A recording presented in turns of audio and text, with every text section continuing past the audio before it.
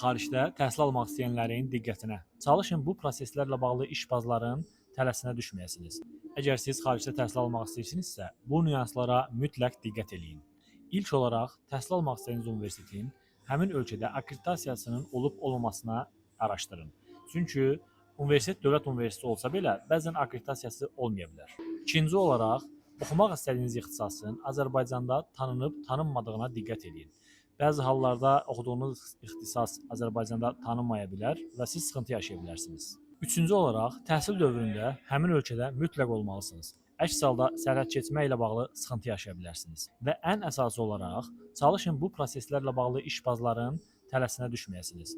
Çünki valideynlərin həssas vəziyyətindən istifadə edərək bir qrup işbazlar sizi aldada bilərlər. Əziz abituriyentlər və xarici təhsil almaq istəyənlər, xaricdə təhsillə bağlı peşəkar və sağlam konsultasiya almaq istəyirsinizsə, bizə müraciət edə bilərsiniz. Hər birinizə uğurlar arzu edirəm.